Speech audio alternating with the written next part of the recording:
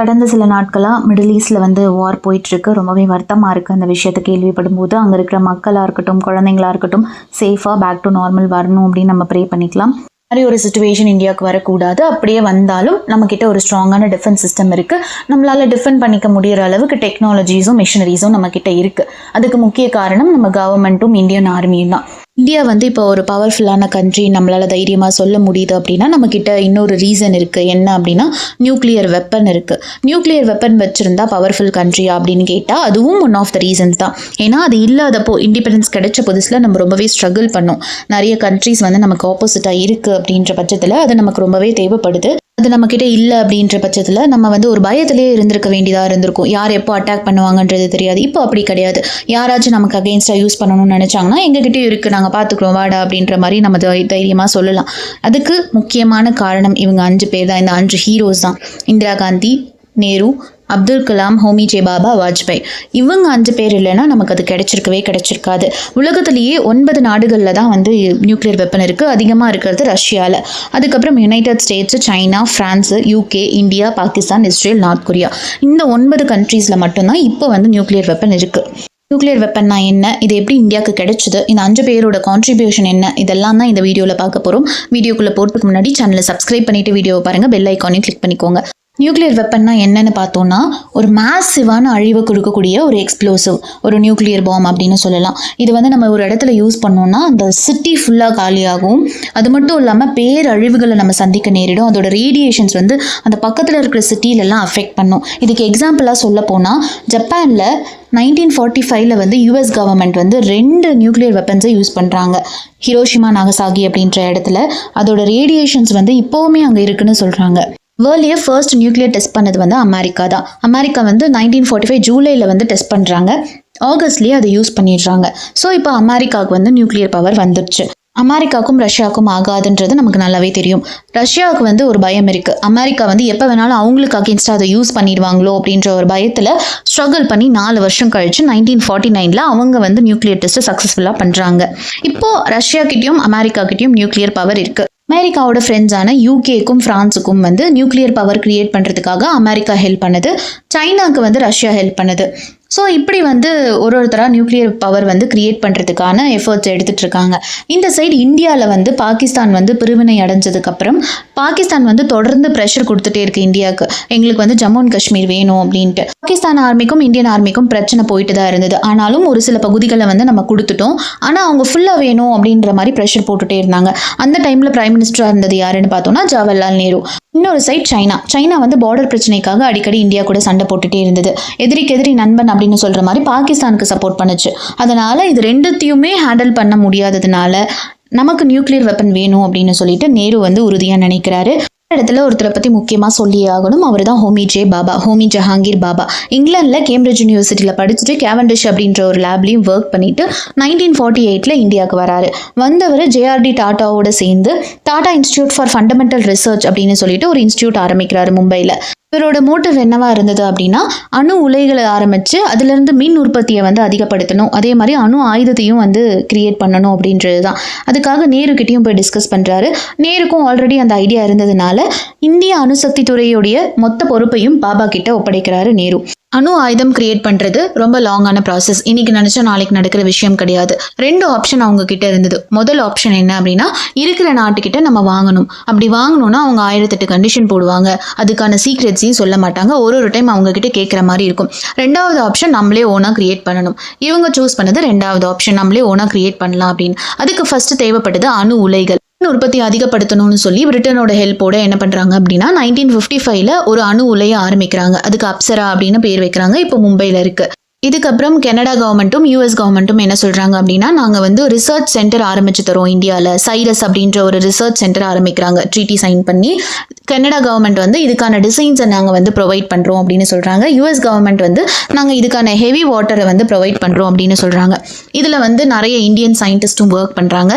இது வந்து ஒரு ஒன் ஆஃப் த பெனிஃபிட்ஸாக மாறுது. எப்படி அப்படின்னா இதில் வேலை செய்யும் போது இதில் நிறைய ஐடியாஸ் கிடைக்குது, நாலேஜ் கிடைக்குது. இதுக்கு அணு ஆயுதம் வந்து எப்படி கிரியேட் பண்ணணும் அப்படின்ற ஐடியாவும் அவங்களுக்கு கிடைக்குது. நியூக்ளியர் பாம் செய்யறதுக்கு முக்கியமாக தேவைப்படுற பொருள் என்ன அப்படின்னு பார்த்தோம்னா யுரேனியம் அப்படின்ற அணுக்கரு. இந்த யுரேனியமை வெடிக்க வச்சு புளுட்டோனியம் அப்படின்ற ஒரு விளைபொருளை எடுப்பாங்க.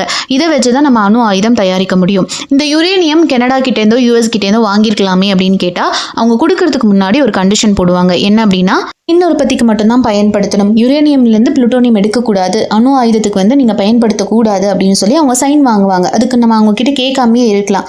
ஒரு பக்கம் அணுமின் நிலையத்தை வந்து தாராப்பூரில் இந்தியன் கவர்மெண்ட் வந்து ஆரம்பிக்கிறாங்க. யுரேனியம் புளுட்டோனியம்லாம் சேவ் பண்ணிகிட்டே வராங்க. இதெல்லாம் நல்லா நடந்துட்டு இருந்தது போக இன்னொரு சைடு என்ன ஆயிடுச்சுன்னு பார்த்தோம்னா 1964 வந்து நேரு வந்து இறந்துடுறாரு. அதே வருஷத்தில் சைனா வந்து நியூக்ளியர் டெஸ்ட்டையும் சக்ஸஸ்ஃபுல்லாக பண்ணி முடிச்சிடுறாங்க. நேரு இறந்ததுக்கப்புறம் அந்த இடத்துக்கு யார் வராங்க அப்படின்னா லால் பகதூர் சாஸ்திரி வராரு. ஆனால் அவரும் 2 வருஷத்தில் இறந்து போயிடுறாரு. அவர் இறந்ததுக்கப்புறம் ஹோமி ஜே பாபாவும் 2 வாரத்தில் ஏர் கிராஷில் இறந்து போயிடுறாரு. ஹோமி ஜே பாபா போனதுக்கப்புறம் அந்த இடத்துக்கு விக்ரம் சாராபாய் அவர்கள் வராங்க. அடுத்த பிரதமராக யார் வராங்கன்னு பார்த்தோம்னா இந்திரா காந்தி. இந்திரா காந்தி வந்த புதுசில் இதை பற்றி சரியாக கவனிக்கல. ஆனால் ஒரு கட்டத்தில் இந்தியாவுக்கு வந்து பாகிஸ்தான் சைட்லேருந்தும் சைனா சைட்லேருந்தும் ப்ரெஷர் அதிகமாக ஆரம்பிக்குது. அமெரிக்காவை பற்றி நமக்கு நல்லா தெரியும். 2 நாட்டுக்கும் சண்டை மூட்டி விடுறது, வேடிக்கை பார்க்குறது, பஞ்சாயத்துக்கு போகிறது, இதுதான் வேலை. அந்த மாதிரி பாகிஸ்தானுக்கு சப்போர்ட் பண்ணிட்டு இந்தியா கூட அமெரிக்காவும் சண்டைக்கு வந்துச்சு. அப்போ 1967 இந்திரா காந்தி திரும்ப வந்து அதை கண்டினியூ பண்ண சொல்லி ஆர்டர் கொடுக்குறாங்க. ஆனால் அப்போ தான் ஒரு ட்விஸ்ட் வருது. ஆல்ரெடி நான் சொன்ன மாதிரி 5 நாடுகள் கிட்ட தான் அப்போ வந்து நியூக்ளியர் பவர் இருந்துச்சு.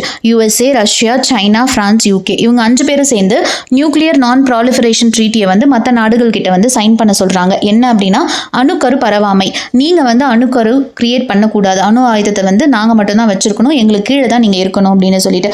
ஆனால் இந்திரா காந்தி வந்து இதுக்கு முடியாது, நாங்கள் சைன் பண்ண மாட்டோம்னு சொல்லிடுறாங்க. பயங்கர ஷாக் எல்லாருக்கும். ஏன் அப்படின்னா இந்தியா எப்போவுமே பீஸ் நான் வயலன்ஸ் தானே சூஸ் பண்ணும், ஏன் இவங்க இதை சைன் பண்ண மாட்டாங்க, என்ன பிளான் பண்ணுறாங்கன்னு தெரியல அப்படின்ற மாதிரி பயங்கர ஷாக்கிங்காக பார்த்தாங்க. மிஷனுக்கு ஹெட்டாக யார் அப்பாயிண்ட் பண்ணுறாங்கன்னு பார்த்தோன்னா ராஜா ராமண்ணா. இவர் தான் முதல் அணுகுண்டின் தந்தை. 70 சயின்டிஸ்ட் இன்ஜினியர்ஸோட ஹெல்ப்போட டே அண்ட் நைட் ஒர்க் பண்ணி கடைசியாக 1974 அப்போ May 18 வந்து புத்த பூர்ணிமா வருது. அந்த புத்த பூர்ணிமா அன்னைக்கே மார்னிங் 8:05 வந்து பொக்ரான் அப்படின்ற ஒரு இடத்துல, தார் டெசர்ட்டில் பொக்ரான் அப்படின்ற ஒரு இடத்துல வந்து இந்த பிளானை வந்து எக்ஸிக்யூட் பண்ணுறாங்க. இந்திரா காந்தியை வந்து பயங்கரமாக செலிப்ரேட் பண்ண ஆரம்பிக்கிறாங்க. வேர்ல்டு ஃபுல்லாக இந்த நியூஸ் தான் ஸ்ப்ரெட் ஆகிட்டு இருந்தது. ஏன்னா பக்கத்துலேயே ராஜஸ்தான், பக்கத்துலேயே பாகிஸ்தான் அப்படின்றதுனால அந்த வைப்ரேஷன் பாகிஸ்தான்லேயும் இருந்திருக்கு. உடனே பாகிஸ்தானுக்கு வந்து பயத்தில் வந்து புளிய கரைச்ச மாதிரி ஆயிடுச்சு. அடுத்ததான் அவங்க என்ன பிளான் பண்ணுறாங்களா, நம்மளும் நியூக்ளியர் வெப்பன் வந்து கிரியேட் பண்ணணும் அப்படின்னு சொல்லிட்டு அந்த டைமில் வந்து யார் பிரைம் மினிஸ்டராக இருக்காங்க அப்படின்னா ஃபக்கீர் அலி பூட்டோ தான் பிரைம் மினிஸ்டராக இருக்காரு. அவர் வந்து லிபியா கூடயும் சைனா கூடயும் ட்ரீட்டி சைன் பண்ணுறாரு. ஏன் லிபியா கூட சைன் பண்ணுறாங்க? சைனா எப்பயுமே பாகிஸ்தானுக்கு ஹெல்ப் பண்ணும், லிபியா கூட ஏன் சைன் பண்ணுறாங்க அப்படின்னா லிபியா என்ன சொல்லுதுன்னா, நீங்கள் வந்து எங்களுக்கு நியூக்ளியர் பவர் கிரியேட் பண்ணுறதுக்கான சீக்ரெட்ஸை சொல்லித்தாங்க, நாங்கள் வந்து உங்களுக்கு ஃபினான்ஷியலாக வந்து ஹெல்ப் பண்ணுறோம். இந்த பாகிஸ்தானுக்கு என்ன பிரச்சனை அப்படின்னா இப்போ வரைக்குமே அவங்க எக்கனாமிக்கலாக டெவலப் ஆகிறதுக்கு என்ன வழியோ அதை பார்க்கறது கிடையாது.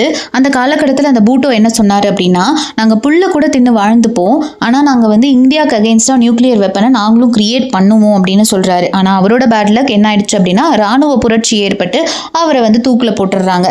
அதுக்கப்புறம் வந்து ஜென்ரல் ஜியான்னு ஒருத்தர் வராரு. அவர் வந்து லிபியா கூட இருந்த அக்ரிமெண்ட்டை வந்து ட்ரா பண்ணிடுறாரு, நாங்களே பார்த்துக்குறோம் அப்படின்னு சொல்லிட்டு. ஆப்ரேஷன் ஸ்மைலிங் புதா வந்து சக்ஸஸ்ஃபுல்லாக முடிஞ்சாலும் அந்த நியூக்ளியர் வெப்பன் வந்து கொஞ்சம் டெக்னிக்கல் இஷ்யூஸ் இருக்குது அப்படின்னு சொல்லிட்டு 1995 பிரைம் மினிஸ்டராக இருந்த நரசிம்மராவ் என்ன பண்ணுறாருன்னா இன்னொரு டைம் அந்த டெஸ்ட்டை நடத்தலாம் அப்படின்னு சொல்லிட்டு பிளான் பண்ணுறாரு பொக்ரானில். ஆனால் யூஎஸ் கவர்மெண்ட் வந்து இதை டிடெக்ட் பண்ணி நியூயார்க் டைம்ஸில் வந்து நியூஸாக வெளியிட்டுறாங்க. அதுக்கப்புறம் இந்த பிளானும் ட்ராப் ஆகிடுது. அதுக்கப்புறம் தான் நம்மளோட பொக்ரான் ஹீரோஸ் என்ட்ரி ஆகுறாங்க 1998 ரியல் ஹீரோஸ் அடல் பிஹாரி வாஜ்பாயும் டாக்டர் APJ அப்துல் கலாம் அவர்களும். 2 பேரோட பாண்டிங் பார்த்தீங்கன்னா ரொம்ப பயங்கர ஃப்ரெண்ட்லியான பாண்டிங். 2 பேரோட மோட்டிவும் ஒன்று தான், நாட்டுக்காக என்ன வேணாலும் பண்ணலாம் அப்படின்ட்டு. நம்மளை பார்த்து சிரித்த நாடுகளுக்கு முன்னாடி, நம்மளை கிண்டல் பண்ண நாடுகளுக்கு முன்னாடி நம்ம நியூக்ளியர் பவரை இன்னொரு டைம் நடத்தணும் அப்படின்றது தான் இவங்களோட பிளானாக இருந்தது. அதுக்காக இவங்க டே அண்ட் நைட் ஒர்க் பண்ணுறாங்க. இது வந்து சாதாரண விஷயம் கிடையாது, நம்ம ஈஸியாக சொல்லிடலாம். இதுக்கு அவங்க போட்ட பிளான் என்ன அப்படின்னா நைட் டைமில் மிலிட்ரி யூனிஃபார்ம் போட்டு தான் அவங்க ஒர்க் பண்ணியிருக்காங்க. ஒரு அண்டர் கிரவுண்ட் மாதிரி கிரியேட் பண்ணி அங்கே தான் அதுக்கான வேலைகள்லாம் நடந்திருக்கு. ஏன் மிலிட்ரி யூனிஃபார்ம் சூஸ் பண்ணுறாங்க அப்படின்னா சேட்டலைட்லேருந்து யார் பார்த்தாலுமே ஆர்மி இருக்கிற மாதிரி தான் தெரியும். அதனால தான் மிலிட்ரி யூனிஃபார்ம் சூஸ் பண்ணியிருக்காங்க. ஒருத்தருக்கும் ஒரு கோட் நேம் கொடுத்து ஒர்க் பண்ணியிருக்காங்க. நைட்டில் ஒர்க் பண்ணிவிட்டு அவங்க டே டைமில் ரெஸ்ட்டும் எடுக்கல. டே டைமில் அவங்க யூஸ்வலாக பார்க்குற ஒர்க்கையும் பார்த்துருக்காங்க. ஏன் அப்படின்னா இப்போ அப்துல் கலாம் மாதிரி இருக்கிற ஹையர் அஃபீஷியல் வந்து ஆஃபீஸ்க்கு வரல அப்படின்னா யாருக்காக இருந்தாலும் சந்தேகம் வரும். இங்கேயுமே நம்ம வெளிநாட்டிலேருந்து யாராச்சும் ஸ்பையாக இருக்கலாம், இல்லை நம்ம நாட்டுக்காரங்களே ஸ்பையாக இருக்கலாம். அவங்களுக்குலாம் எந்த டவுட்டும் வரக்கூடாதுன்றதுக்காக டே அண்ட் நைட் ஒர்க் பண்ணியிருக்காங்க. பிளான்ஸ் எல்லாம் கிரியேட் பண்ணதாக இருக்கட்டும், இந்த டீமை லீட் பண்ணதாக இருக்கட்டும் அப்துல் கலாம் ஐயா அவர்கள் தான்.